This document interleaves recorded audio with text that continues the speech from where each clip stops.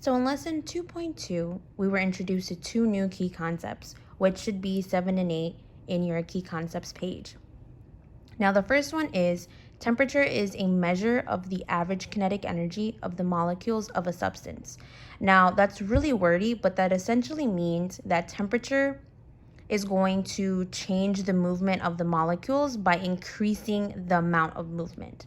Anything that is super hot is going to have its molecules moving slightly more than if it were colder. Now, the more that we increase the temperature, the more the molecules are going to move. Number 8 says that transferring energy into a substance through heat, essentially, is going to increase the kinetic energy, meaning that it's going to move more. If we're transferring energy out, so if we're adding cold to it, or if we're in the process of a temperature drop, it's going to decrease in kinetic energy. Now, I created this sheet kind of based on one of the different posts on Amplify. And essentially, when we're looking at this, anytime we're adding heat, we're increasing its kinetic energy. Now, we talked about kinetic energy in our last unit for chemical changes, and kinetic energy is the energy an object has because it's moving.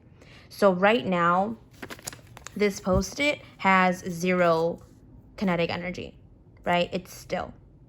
It has only potential energy, which we won't get into so much right now.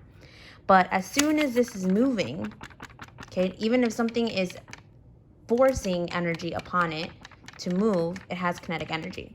Okay, same thing with our hand movement, same thing with a rolling ball. Right now, my dog doesn't have too much kinetic energy because he's just still. But as soon as he starts, running around, he has kinetic energy.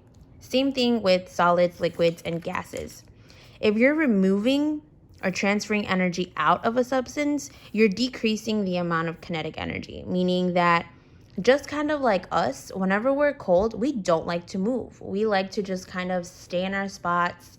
We're not moving around too much, right? Because we're just dead cold.